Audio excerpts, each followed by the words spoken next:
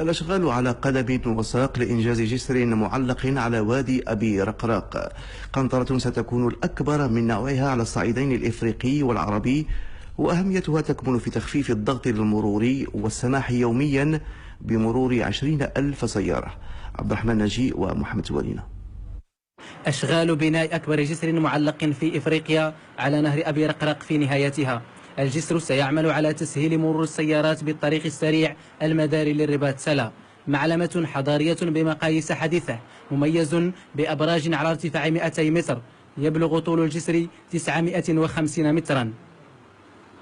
ما يميز هذا الجسر هما برجاه الذين يبلغوا ارتفاعهما 200 متر، والذي لقد استوحي تصميمهما من الهندسة الإسلامية المغربية الأصيلة، والذين يمثلين بابين، باب الرباط وباب سلا.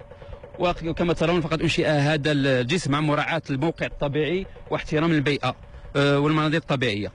يبلغ طول الجسر 950 متر، وتقريبا الأشغال الرئيسية منتهية. هناك بعض الأشغال ديال التهيئة النهائية. يتوفر الجسر المعلق على 3 مسارات في كل اتجاه، واستعملت فيه أحدث التقنيات المتعلقة ببناء الجسور، وشيد بمؤهلات بشرية مغربية وبالاعتماد على المساعدة التقنية الفرنسية والصينية. أنا سعيد جدا بإنجاز هذا المشروع الكبير في المغرب. هو أكبر جسر معلق بإفريقيا، وقد بني وفق التكنولوجيات المتقدمة.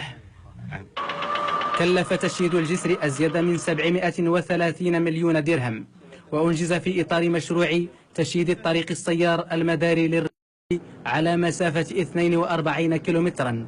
الجسر سيمكن من عبور حوالي 20,000 سيارة يوميا.